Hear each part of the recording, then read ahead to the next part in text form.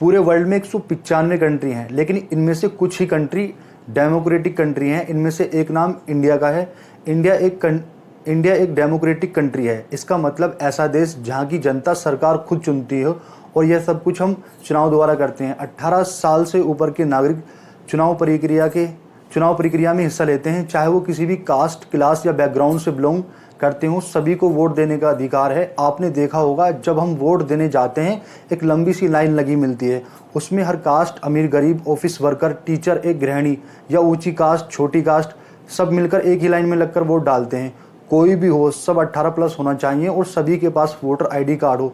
सभी वोट डाल सकते हैं।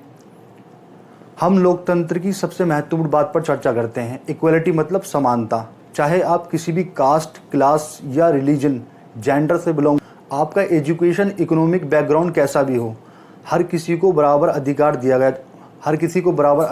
जाता है।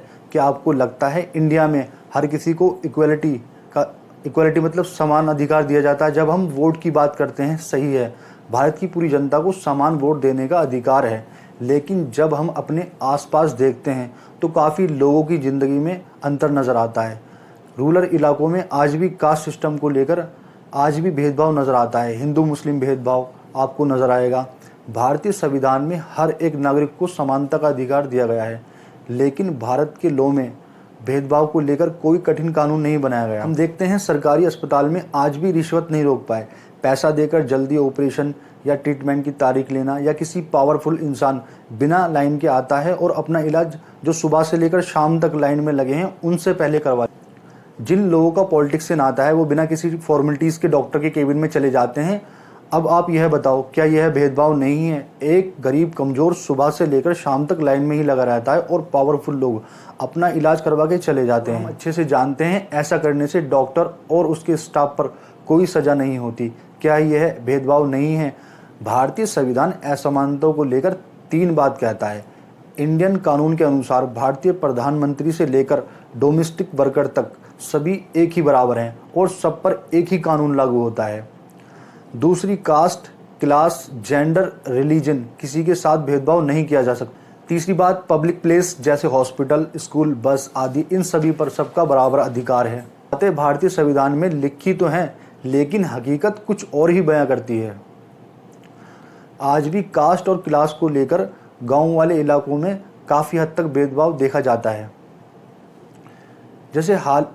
जैसे हाल ही में G20 में आप इसका एक उदाहरण देख सकते हैं। कैसे बिना इन्फॉर्मेशन के गरीब लोगों की झुग्गी झोपड़ी, बैनर और मोदी जी के बड़े बड़े पोस्टर से ढक दी गई। रात ही रात पुलिस द्वारा गरीब लोगों को वहां से भगाया गया। क्या यह असमानता नहीं है? ITO building, Indira Gandhi stadium, India gate, Qutub Minar, Bharat का नया संसद, यह सब बिल्डिंगें सजाई गईं और गरीबों के घर तोड़ उन्हें बेघर किया गया। क्या यही समानता का अधिकार है? ऐसा नहीं है। G20 इसका उदाहरण है। ऐसे लाखों उदाहरण आप भारत में देख सकते हैं। महिला पुरुष सैलरी में भेदभाव, हिंदू मुस्लिम, मॉब लिंचिंग, भेदभाव आदि। जबकि संविधान ये कहता है प्रधानमंत्री से लेकर घर घर जाकर काम करने वाले हों, सबके लिए कानून एक बराबर है। लोकतंत्र का प्रिंसिपल जेंडर को लेकर किसी के साथ भी असमानता का व्यवहार नहीं किया जा सकता। लेकिन अब आप खुद ही बताइए, लोकतंत्र के प्रिंसिपल में कितनी सच्चाई है?